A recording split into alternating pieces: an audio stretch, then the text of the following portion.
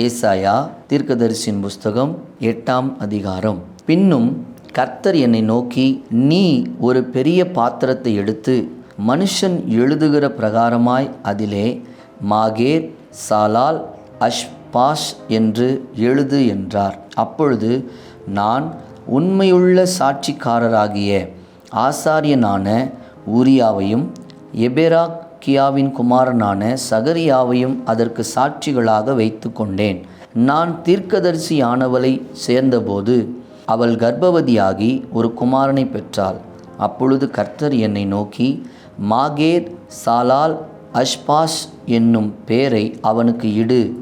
இந்த பாலகன் அப்பா அம்மா என்று கூப்பிட அறியும் முன்னே தமஸ்குவில் ஆஸ்தியும் சமரியாவின் கொல்லையும் அசிரியாவின் ராஜாவுக்கு முன்பாக கொண்டு போகப்படும் என்றார். பின்னும் கர்த்தர் என்னை நோக்கி, இந்த ஜனம் மெதுவாய் ஓடுகிற சீலோவாவின் தண்ணீர்களை அசட்டை பண்ணி ரேத்சீனையும் ரெமேலியாவின் குமாரனையும் சார்ந்து சந்தோஷிக்கிறபடியினால், இதோ ஆண்டவர் வல்லமையுள்ள திரளான ஆற்று நீரை போன்ற அசிரியாவின் ராஜாவையும் அவனுடைய சகல ஆடம்பரத்தையும் அவர்கள் மேல் புரள பண்ணுவார்.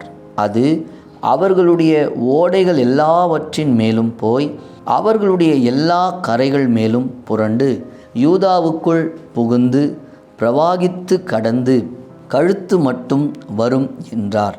இம்மானுவேலே, அவன் செட்டைகளின் விரிவு உமது தேசத்தின் விசாலத்தை மூடும்.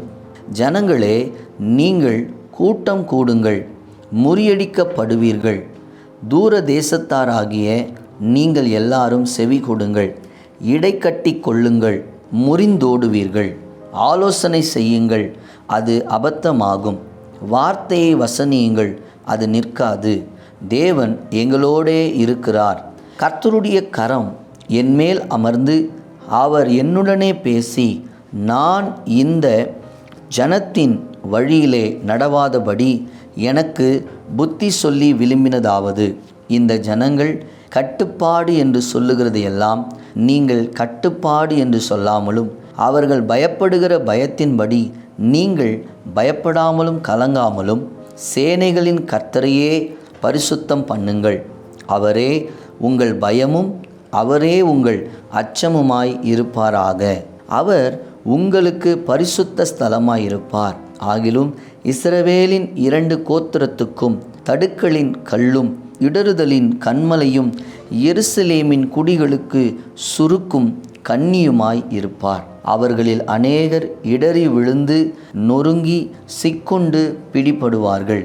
சாட்சி ஆகமத்தை கட்டி என் சீஷருக்குள்ளே வேதத்தை முத்திரையிடு என்றார். நானோ யாக்கோபின் குடும்பத்துக்கு தமது முகத்தை மறைக்கிற கர்த்தருக்காக காத்திருந்து அவருக்கு எதிர்பார்த்து இருப்பேன். இதோ நானும் கர்த்தர் எனக்கு கொடுத்த பிள்ளைகளும் சீயோன் பர்வதத்தில் வாசமாயிருக்கிற சேனைகளின் கர்த்தராலே இஸ்ரவேலில் அடையாளங்களாகவும் அற்புதங்களாகவும் இருக்கிறோம். அவர்கள் உங்களை நோக்கி, அஞ்சனம் பார்க்கிறவரிடத்திலும் முணுமுணென்று ஓதுகிற குறிக்காரரிடத்திலும் விசாரியுங்கள் என்று சொல்லும்போது, ஜனங்கள் தன் தேவனிடத்தில் விசாரிக்க வேண்டியதல்லவோ? உயிருள்ளவர்களுக்காக செத்தவர்களிடத்தில் விசாரிக்கலாமோ?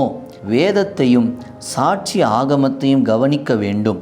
இந்த வார்த்தையின்படியே சொல்லாவிட்டால் அவர்களுக்கு விடியற்காலத்து வெளிச்சம் இல்லை. இடுக்கண் அடைந்தவர்களாயும் பட்டினியாயும் தேசத்தை கடந்து போவார்கள். அவர்கள் பட்டினியாயிருக்கும்போது மூர்க்க வெறி கொண்டு தங்கள் ராஜாவையும் தங்கள் தேவனையும் தூஷிப்பார்கள். அவர்கள் அண்ணாந்து பார்ப்பார்கள், பூமியையும் நோக்கி பார்ப்பார்கள். ஆனாலும் இதோ இக்கட்டும் அந்தகாரமும் இருக்கும். இடுக்கத்தால் இருளடைந்து அந்தகாரத்திலே தள்ளுண்டு அலைவார்கள்.